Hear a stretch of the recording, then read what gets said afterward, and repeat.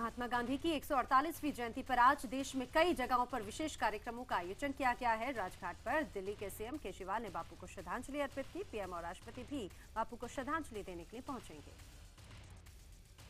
स्वच्छ भारत मिशन के आज 2 साल पूरे हो गए हैं। प्रधानमंत्री ने ट्वीट कर लोगों से 2 अक्टूबर के दिन स्वच्छ भारत अभियान में योगदान देने की अपील की। बता दें कि 2 अक्टूबर 2014 को स्वच्छ भारत मिशन देश भर में व्यापक तौर पर एक आंदोलन के रूप में शुरू किया गया था, जिसके तहत 2 अक्टूबर 2019 तक भारत को गंदगी मुक्त करने का लक्ष्य है। मुंबई में 2 अक्टूबर के मौके पर सैंड आर्ट के जरिए बापू को श्रद्धांजलि दी गई। वहीं मुरादाबाद में भी स्कूली छात्रों ने सैंड आर्ट के जरिए बापू को याद किया। बिहार में शराबबंदी को लेकर नया कानून आज से लागू हो जाएगा। आज इसकी अधिसूचना जारी कर दी जाएगी। सीएम नीतीश कुमार ने कहा कि अदालत के किसी आदेश का इस अधिसूचना पर कोई प्रभाव नहीं पड़ेगा। उन्होंने बताया कि शराबबंदी विधेयक को मानसून सत्र के दौरान विधानमंडल के दोनों सदनों ने पारित कर दिया है और इस पर राजभवन की भी सहमति मिल गई है। मुख्यमंत्री ने कहा कि सरकार ने इससे गांधी जयंती के अवसर पर लागू करने का निर्णय पूर्व में ही ले लिया था। नीतीश ने विपक्ष पर निशाना साधते हुए कहा कि कुछ लोग अभी भी भ्रम में हैं, उन्हें अपना भ्रम तोड़ लेना चाहिए। उन्होंने कहा कि शराबबंदी से बिहार को बड़ा लाभ हो रहा है और आगे भी होगा। पटना हाईकोर्ट ने शुक्रवार को शराबबंदी कानून को असंवैधानिक बताते हुए रद्द कर दिया था। सर्जिकल स्ट्राइक से बौखलाए पाक को रक्षा मंत्री मनोहर पर्रिकर ने चेतावनी दी है। पर्रिकर ने कहा कि अगर पाकिस्तान नहीं सुधरा तो फिर से सबक सिखाएंगे। पर्रिकर ने कहा कि भारत शांति प्रिय देश है और वो किसी की सीमा का अधिग्रहण नहीं करना चाहते हैं। जो भी देश आतंकवाद को बढ़ावा दे रहा है उसे ऐसे ही जवाब दिया जाएगा। रक्षा मंत्री पर्रिकर ने कहा कि जैसे हनुमान रावण की लंका जलाए थे, वही काम हमने किया है। हम किसी की सीमा में घुसना नहीं चाहते, लेकिन हमें कमजोर ना समझा जाए। रक्षा मंत्री ने कहा कि पाक की हर गतिविधियों पर भारत की नजर है और भारत विरोधी गतिविधियों का माकूल जवाब दिया जाएगा। सर्जिकल स्ट्राइक से पाकिस्तान में हड़कंप मचा हुआ है। भारतीय सेना की कार्रवाई से डरकर पीओके में 300 आतंकी ट्रेनिंग कैंपों को छोड़कर भाग गए हैं। भारत की सर्जिकल स्ट्राइक से बौखलाए पाकिस्तान ने भारत के चैनलों को पाकिस्तान में बैन कर दिया है। पाक इलेक्ट्रॉनिक मीडिया रेगुलेटरी अथॉरिटी ने सख्त आदेश जारी किए हैं। पाक इलेक्ट्रॉनिक मीडिया रेगुलेटरी अथॉरिटी के आदेश के अनुसार 15 अक्टूबर के बाद पाक में किसी भी भारतीय चैनल को दिखाने पर भारी जुर्माना लगेगा। सर्जिकल ऑपरेशन के बाद army chief general Dalbir Singh ने जम्मू कश्मीर पहुंचकर सीमा पर स्थिति का जायजा लिया। जनरल सुहाग ने एलओसी पर सैन्य तैयारियों की समीक्षा की। जनरल सुहाग ने सर्जिकल ऑपरेशन में शामिल स्पेशल फोर्स के जवानों से मुलाकात की और जवानों को इसे बड़ी कामयाबी पर बधाई दी। उरी हमले पर सख्त रुख अपनाते हुए सरकार ने उरी कमांडर ब्रिगेडियर के सोमशेखर को पद से हटा दिया है। कर्नल यशपाल ब्रिगेड के नए कमांडर होंगे। सेना के सूत्रों ने बताया कि मामले की निष्पक्ष जांच के लिए इस तरह के कदम उठाए गए हैं। पाक की तरफ से लगातार सीज फायर का उल्लंघन किया जा रहा है, जिसके चलते एलओसी और अंतर्राष्ट्रीय सीमा पर पलायन लगातार जारी है। अखनूर का पालाबाला सेक्टर एक बार पाकिस्तान के निशाने पर रहा। बीती रात 10 बजे फायरिंग शुरू की गई, जो सुबह 5 बजे तक जारी रही। वहीं भारतीय सेना ने भी इस फायरिंग का मुंहतोड़ जवाब दी थी। पाकिस्तानी कलाकारों के समर्थन में दिए बयान पर सलमान खान घिर गए हैं। सलमान के बयान की शिवसेना एमएनएस ने आलोचना की। सलमान के बयान पर निशाना साधते हुए शिवसेना ने कहा कि अगर सलमान को पाक कलाकारों से इतना प्यार है तो पाकिस्तान चले जाए। एमएनएस ने सलमान खान को पाकिस्तान जाने की नसीहत दी। राज ठाकरे ने कहा कि पाकिस्तानी कलाकार जासूस हो सकते हैं। राज ठाकरे ने आगे कहा कि सलमान को सिर्फ अपनी फिल्मों की चिंता है। बीजेपी सांसद मनोज तिवारी ने भी सलमान खान के बयान की आलोचना की। मनोज तिवारी ने सलमान से उनके बयान पर माफी की मांग की। सलमान खान के बयान पर मचे बवाल के बाद डायरेक्टर राम गोपाल वर्मा ने एक ट्वीट कर सलमान पर हमला बोला। रामगोपाल वर्मा ने अपने ट्वीट में लिखा कि देश सभी लोगों से मिलकर बना है और इसे सिपाही, बिजनेसमैन और किसानों में नहीं बांट सकते, क्योंकि जवान तो सबके लिए लड़ते हैं। भारतीय नेपाल सीमा से सटे इलाकों में मुस्तैदी बढ़ा दी गई है। खुफिया रिपोर्ट के अनुसार पाक की ओर से कुछ आतंकी भारत नेपाल सीमा के जरिए भारत में घुसकर आतंकी मंसूबों को अंजाम दे सकते हैं। भारत नेपाल बॉर्डर पर खास निगरानी की जा रही है। भारत नेपाल बॉर्डर पर एसएसबी के साथ बिहार पुलिस खास निगरानी कर रही है। धर्मशाला के एक शख्स ने संयुक्त राष्ट्र को खून से खत लिखकर पाकिस्तान को आतंकी राज्य घोषित करने की मांग की। चीन ने एक बार फिर जैश ए मोहम्मद के सरगना मसूद अजहर को संयुक्त राष्ट्र संघ द्वारा आतंकवादी घोषित किए जाने से बचा लिया है। चीन ने संयुक्त राष्ट्र संघ में भारत के प्रस्ताव को फिर से वीटो कर दिया है और चीन की ओर से लगाए गए वीटो की मियाद सोमवार को खत्म हो रही थी।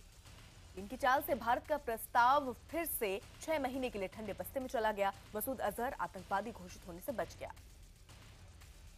केंद्र सरकार की काले धन सार्वजनिक करने की योजना को बड़ी कामयाबी मिली है। 4 महीने में सरकार को 65,000 करोड़ की काले धन की जानकारी मिली है। वित्त मंत्री अरुण जेटली ने कहा है कि 4 महीनों में 64,275 लोगों ने 65,250 करोड़ रुपए की बेनामी संपत्ति का खुलासा किया है, जिससे सरकारी खजाने में 29,000 करोड़ रुपए जमा हुए। 65,000 करोड़ रुपए से ज्यादा की काली कमाई के खुलासे पर प्रधानमंत्री नरेंद्र मोदी ने वित्त मंत्री अरुण जेटली को बधाई देते हुए वित्त मंत्री और उनकी टीम की तारीफ की है। सुप्रीम कोर्ट के मुख्य न्यायाधीश जस्टिस टीएस ठाकुर ने कानून मंत्रालय से न्यायपालिका पर बोझ कम करने के लिए एक तंत्र विकसित करने की मांग की। मुख्य न्यायाधीश जस्टिस टीएस ठाकुर ने पूर्व जजों का एक पैनल बनाने पर विचार करने को कहा है, जो ये तय करेगा कि क्या किसी मामले को कोर्ट से बाहर सुलझाया जा सकता है। आज से राष्ट्रपति भवन का डिजिटल संग्रहालय जनता के लिए खुलेगा, जिसके बाद यहां आने वाले लोग संग्रहालय के नायाब अनुभव से रूबरू हो सकेंगे। कावेरी मुद्दे पर सुप्रीम कोर्ट की फटकार के बाद कर्नाटक सरकार ने 3 अक्टूबर को विधानसभा का सत्र बुलाया है। सुप्रीम कोर्ट ने तमिलनाडु को रोज 6,000 क्यूसेक पानी देने का आदेश दिया है। कर्नाटक के मुख्यमंत्री सिद्धरमैया ने कहा है कि तमिलनाडु को 6,000 क्यूसेक पानी देना संभव नहीं है और वो कावेरी वाटर मैनेजमेंट बोर्ड के गठन का विरोध करेंगे। शनिवार सुबह नांदेड़ जिले के लोहा तालुका में निम्बोटी बांध का पानी छोड़ने की वजह से कई इलाकों में बाढ़ के हालात हैं। वहीं बांध से पानी छोड़े जाने से एक गांव में करीब 23 लोग भी फंस गए। बाढ़ में फंसे 8 लोगों को फायर ब्रिगेड ने बचाया, जबकि बाकी लोग पानी का स्तर कम होने के बाद वहां से निकल सके। मुख्यमंत्री देवेंद्र फडणवीस ने कहा है कि लातूर और नांदेड़ में बाढ़ के हालात पर ना वो नजर बनाए हुए हैं और साथ ही सीएम ने कहा है कि राहत और बचाव के लिए जरूरी कदम भी उठाए जा रहे हैं। हालात से निपटने के लिए एनडीआरएफ की टीम भी मौके पर पहुंच चुकी है और एयरफोर्स के हेलीकॉप्टर को भी तैयार रखा गया है। कर्नाटक के गुलबर्ग में 2 दिनों से जारी बारिश से कई इलाकों में जलभराव हो गया, जिससे लोगों को काफी परेशानियों का सामना करना पड़ रहा है। मथुरा में किसान यात्रा के दौरान कांग्रेस उपाध्यक्ष राहुल गांधी ने पीएम मोदी पर निशाना साधा। राहुल ने मांग की कि पीएम मोदी सैनिकों की तनख्वाह बढ़ाएं। कैथल में महाराजा अग्रसेन जयंती के कार्यक्रम में कांग्रेस और बीजेपी नेताओं ने एक साथ मंच साझा किया, जहां मंच पर विपुल गोयल, नवीन जिंदल, असीम गोयल, रणदीप सुरजेवाला और सुभाष सुधा एक साथ नजर आए। आजम खान एक बार फिर विवादों में घिर गए हैं। बुलंदशहर गैंगरेप मामले में सुप्रीम कोर्ट की फटकार के बाद यूपी के कैबिनेट मंत्री आजम खान ने सरकार के न्याय विभाग को एक चिट्ठी लिखी, जिसमें आजम ने बुलंदशहर गैंगरेप की घटना के लिए तथाकथित शब्द का इस्तेमाल किया। मुख्यमंत्री अखिलेश यादव और शिवपाल यादव ने में फिर से ठन गई है। अखिलेश ने शिवपाल यादव से 2 मंत्रालय छीन लिए। शिवपाल से समाज कल्याण और लघु सिंचाई मंत्रालय वापस ले लिए गए हैं। आम आदमी पार्टी से निकाले गए पंजाब के सुच्चा सिंह छोटेपुर ने अपना पंजाब नाम से पार्टी बना ली है। आम आदमी पार्टी ने सुच्चा सिंह को भ्रष्टाचार के आरोप में पार्टी से निकाल दिया था। माना जा रहा है कि सुच्चा सिंह की पार्टी अरविंद केजरीवाल के लिए पंजाब में मुसीबत खड़ी कर सकती है। यूपी के कासगंज में शीला दीक्षित की सुरक्षा में सेंध का मामला सामने आया है। किसान यात्रा के दौरान एक शख्स रिवॉल्वर लेकर खड़ा था। पुलिस ने रिवॉल्वर को जब्त कर लिया। फिरोजाबाद में आंगनबाड़ी में काम करने वाली महिलाओं ने राहुल गांधी का काफिला रोकने की कोशिश की। महिलाओं की मांग थी कि राहुल गांधी उनकी मांगों को भी उठाएं। आंगनबाड़ी में काम करने वाली महिलाएं लंबे समय से नौकरी स्थायी करने की मांग कर रही हैं। महिलाएं सरकार पर मांगों की अनसुना करने का आरोप लगा रही हैं। मुंबई पुलिस ने बोरीवली के बार पर छापा मारकर 2 नाबालिग समेत 18 लड़कियों को मुक्त कराया। पुलिस ने 18 ग्राहकों को भी गिरफ्तार किया है। लड़कियों को बार में एक तहखाने में छिपा कर रखा गया था। लड़कियों से जिस्म फरोशी का धंधा कराया जाता था। झारखंड के गोड्डा के जंगलों में पुलिस और नक्सलियों के बीच में जमकर फायरिंग हुई। दोनों तरफ से लगभग 250 राउंड फायरिंग हुई और हालांकि नक्सली जंगल का फायदा उठाकर भागने में कामयाब रहे। बिहार के मधेपुरा में पुलिस वाले गोदाम में रहने को मजबूर हैं। लोगों की सुरक्षा में लगे 400 पुलिस वालों के रहने के लिए कोई ठिकाना नहीं है। एसबीआई के चेयरपर्सन अरुंधति भट्टाचार्य का कार्यकाल बढ़ा दिया गया है। अरुंधति भट्टाचार्य अब तक अक्टूबर 2017 तक एसबीआई के प्रमुख के पद पर बनी रहेंगी। देश भर के शक्तिपीठों पर शारदीय नवरात्रि की धूम है। आज नवरात्रि का दूसरा दिन है। आज भी शैलपुत्री की पूजा हो रही है। मंदिरों में भक्तों की भारी भीड़ जुटी हुई है। नवरात्रि की शुरुआत के साथ ही पूरे देश में गरबे की रौनक देखने को मिल रही है। डांडिया और गरबे को लेकर इस बार लोग बेहद ज्यादा उत्साहित हैं और लोग पूरे जोश के साथ गरबा और डांडिया का आनंद उठा रहे हैं।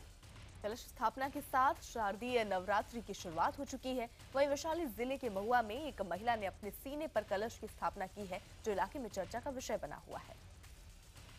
नवरात्रि महोत्सव में गरबे की धूम है। वहीं सूरत में एक खास गरबे का आयोजन किया गया, जिसमें दिव्यांगों ने हिस्सा लिया। परंपरागत पोशाकों में सजे युवक युवतियों ने व्हीलचेयर पर बैठकर गरबा किया। पारंपरिक पोशाक पहनकर लोकगीत और फिल्मी धुनों पर जमकर गरबा किया। गुजरात में नवरात्र के मौके पर गरबा पंडालों में सितारों का आना शुरू हो चुका है। सूरत के गरबा पंडाल में कलर्स चैनल के कलाकारों ने समा बांध दिया। ग्लोबल यूथ पीस फेस्ट 2016 में भाग लेने आए विदेशी प्रतिनिधियों ने शनिवार को चंडीगढ़ के सेक्टर 17 प्लाजा में आयोजित स्वच्छता अभियान में भाग लिया।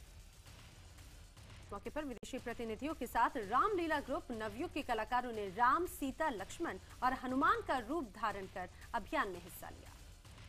हाथ में गदा रखने वाले हनुमान और धनुष रखने वाले राम ने झाड़ू उठाकर सफाई की। इस सफाई अभियान में इन कलाकारों के अलावा विदेशी प्रतिनिधियों ने बढ़ चढ़कर हिस्सा लिया। शिमला में 2 दिन के एप्पल फेस्टिवल की शुरुआत हो गई है और इस फेस्टिवल का उद्देश्य टूरिज्म को बढ़ावा देना और किसानों को सेब की किस्मों के बारे में जागरूक बनाना है। फिल्म मेकर ऐश्वर्या राय आर धनुष ने स्टंटमैन के लिए नेशनल अवार्ड देने की मांग की है। इस सिलसिले में ऐश्वर्या आर धनुष ने सूचना प्रसारण मंत्री वेंकैया नायडू से मुलाकात की। गोरखपुर में जन सुविधा केंद्र के उद्घाटन के मौके पर योगी आदित्यनाथ ने स्वच्छता अभियान को एक राष्ट्रीय कार्यक्रम बताते हुए इसकी सराहना की।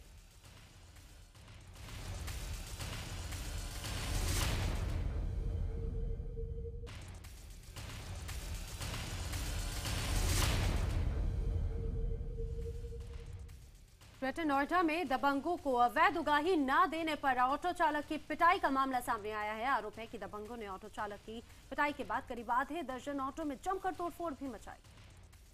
तोड़फोड़ के बाद आरोपी मौके से फरार हो गए। वहीं पीड़ित ऑटो चालक ने लिखित में इसकी शिकायत पुलिस आला अधिकारियों से की। हालांकि अभी तक इस मामले में पुलिस की ओर से कोई कार्रवाई नहीं की गई। यूपी के हमीरपुर में एक कंटेनर में लगे ट्रक ने एक युवक को रौंद डाला, जिससे युवक की मौके पर ही मौत हो गई। वहीं घटना के बाद से ट्रक चालक मौके से फरार हो गया। घटना से गुस्साए लोगों ने रोड जाम कर प्रदर्शन किया। घटना के बाद मौके पर पहुंची पुलिस ने लोगों को शांत कराया और जाम खुलवाया। लखनऊ के सिविल अस्पताल में कुछ शरारती तत्वों ने पार्किंग में खड़ी गाड़ियों के पेट्रोल की पाइप खोल दी, जिससे पूरे परिसर में पेट्रोल फैल गया। अस्पताल परिसर में पेट्रोल फैलने से हड़कंप मच गया। पेट्रोल की सफाई कर हादसे को टाला गया। यूपी के मंदसौर में चोरों ने ग्राम पंचायत दफ्तर को निशाना बनाना शुरू कर दिया है। 8 महीनों में 43 पंचायत दफ्तरों में चोरी की घटनाएं सामने आई हैं। चोर पंचायत दफ्तर में लगे एलईडी और कंप्यूटर पर हाथ साफ करते हैं और एक पंचायत में चोरी की घटना सीसीटीवी कैमरे में कैद हो गई। हरियाणा के करनाल में इन दिनों महिला चोरों का आतंक है। 3 महिला चोर 2 दुकानदारों को हजारों का चूना लगाकर फरार हो गई। कपड़े के शोरूम में चोरी की घटना सीसीटीवी कैमरे में कैद हो गई। ऑल्टो सवार महिला चोरों ने पहले शोरूम कर्मचारी का ध्यान बटाया, फिर महंगे कपड़े लेकर गायब हो गई। राजस्थान के भीलवाड़ा में मामूली विवाद में पड़ोसियों ने एक गर्भवती महिला की जमकर पिटाई कर दी और गर्भ सरिये से महिला के हाथ को जला दिया। पीड़ित महिला का आरोप है कि झाड़ू लगाने के दौरान पड़ोसी के घर पर छींटे पड़ गए, जिसके चलते पड़ोसियों ने बेरहमी से पिटाई कर दी। झारखंड के गिरिडीह में पानी से भरे गड्ढे में डूबने से 2 बच्चों की मौत हो गई। खेलने के दौरान यह हादसा हुआ। इंडियन सुपर लीग सीजन 3 का आगाज हो गया है। गुवाहाटी में रंगारंग उद्घाटन समारोह में बॉलीवुड के कई सितारों ने शिरकत की। ओपनिंग मैच में मेजबान नॉर्थ ईस्ट यूनाइटेड एफसी ने रोमांचक मुकाबले में केरला ब्लास्टर्स को 1-0 से मात दी। नॉर्थ ईस्ट यूनाइटेड की तरफ से जापानी मिडफील्डर कात्सुमी यूसा ने 55वें मिनट में बेहतरीन गोल दागे। कबड्डी वर्ल्ड कप में पाकिस्तान से नहीं भिड़ पाएगा भारत। दोनों देशों के बीच तनाव को देखते हुए आयोजकों ने पाकिस्तान की टीम को टूर्नामेंट में आमंत्रित न करने का फैसला किया है। 3 नवंबर से पंजाब में शुरू हो रहे कबड्डी वर्ल्ड कप आयोजकों ने पाकिस्तानी टीम को सुरक्षा को लेकर चिंता जताई और आमंत्रित न करने का फैसला लिया। कोलकाता टेस्ट के दूसरे दिन बारिश से बाधित मैच में रिद्धिमान साहा और भुवनेश्वर का जलवा रहा। पहली पारी में भारत के 316 रनों के जवाब में न्यूजीलैंड ने 7 विकेट पर 128 रन बनाए। दूसरे दिन भुवनेश्वर कुमार ने पहली बार भारतीय जमीन पर 5 विकेट अपने नाम किए तो रिद्धिमान साहा ने नाबाद हाफ सेंचुरी जड़ी। जीत के बाद ढाका से दिल्ली पहुंची इंडियन अंडर 18 हॉकी टीम का जबरदस्त स्वागत किया गया। दिल्ली एयरपोर्ट पर हॉकी टीम का ढोल नगाड़ों के साथ जोरदार स्वागत किया गया। मुंबई में बीसीसीआई की एसजीएम के दौरान नॉर्थ ईस्ट के राज्यों ने एक वोट की मांग की और बैठक में टेस्ट मैच खेलने पर खिलाड़ी को 15 लाख रुपए देने का फैसला लिया गया।